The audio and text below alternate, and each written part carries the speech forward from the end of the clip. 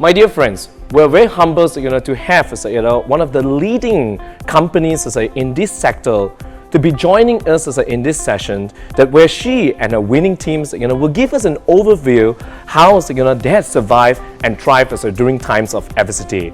Not only once, but twice, during the global financial crisis 2008, oil crisis, and also with the ongoing COVID-19 pandemic. So could you just share to everyone who exactly is Brandt International and what BPOs really stand for? I think the way how you define will probably be very different from how I define it. Okay, well, Brandt International has been 16 years. I started the company in 2004. And we started as primarily very much a consulting as well as a training organization.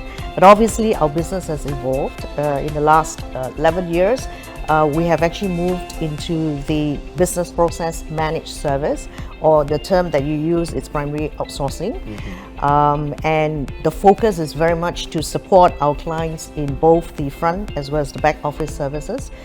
We've focused in the areas of customer management, HR management, IT help desk, as well as IT support. The subsequent year in 2015, we achieved again another record revenue of 30 million, and that actually made us no longer an SME, but a mid-sized, mid-tier company itself. Firstly, thank you so much, Dato, for the detailed presentations. Yeah. I believe that was definitely an eye-opener to many people. In fact, to even understand about Brandt International and also the fundamentals of really outsourcing. I mean, later I realized that actually outsourcing can be such a big trend in this particular region itself. Who is exactly Brandt competitor? I think probably to a lot of people, I think even myself, I've always known India and Philippines it's predominantly the main player in this particular region due to probably the price competitiveness and also the uniqueness of the culture enable them to perform more. So where exactly does Brandt International stand as in comparison with other competitors? Right, okay. What we do is we kind of play ourselves as primarily a very niche, small niche player. And what essentially it means as a small niche player, it's that we provide our unique service offerings through customized solutions very focus-centric. with what we call a more consulting-led kind of approach in dealing with our accounts. That's one. Our uniqueness also comes with the fact that we work with our clients through deepening of the relationships, so that we will be able to kind of cross-sell and upsell in the process as well. Assuming the money it's there, how important is the chemistry with investing? Well, I guess from Brandt's perspective, there are two things that essentially we looked at if you're talking about strategic investors. One, it's beyond just the money factor. Certainly the funding is important to support our growth and also to support us in our inorganic growth through M&A targets and stuff like that. But the second key thing that we also want to look at is what value that the strategic investor brings to the table. And what really we're looking at is someone that can help us to provide what we call market access in this case here.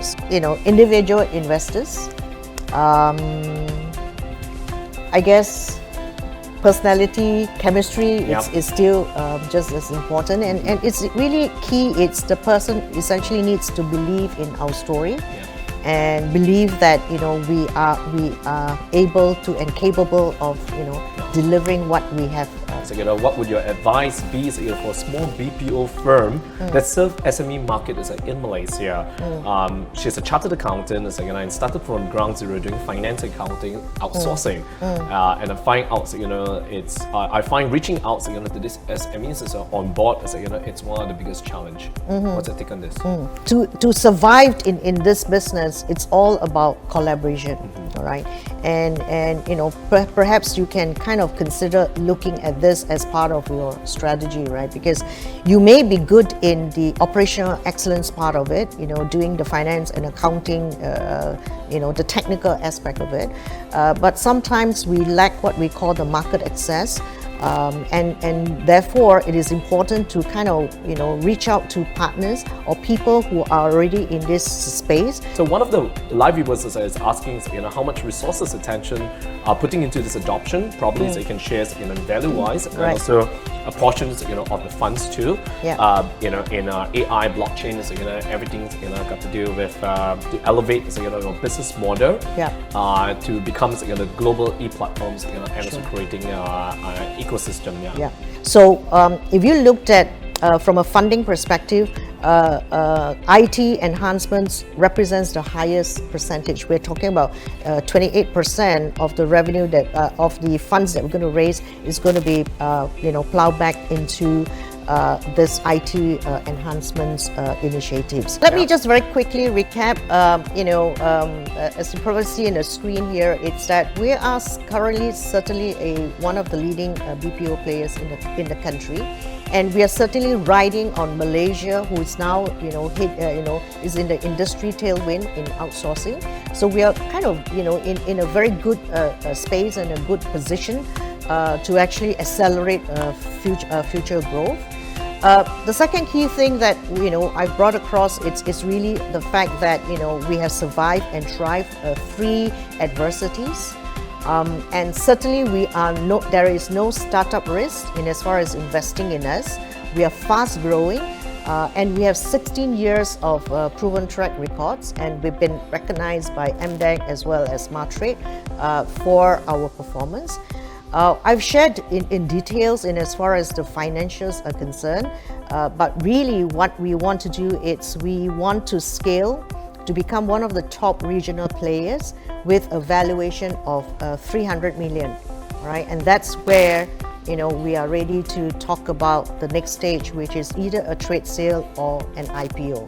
And as an early investor, you will get 15% bonus share. So for a small sum of 2,645 ringgit, you will get actually 50 shares. But with the 15% bonus shares that you get an additional of 8 shares. So for 2,645 ringgit, you will get 58 shares. And that's really the pre-live stage.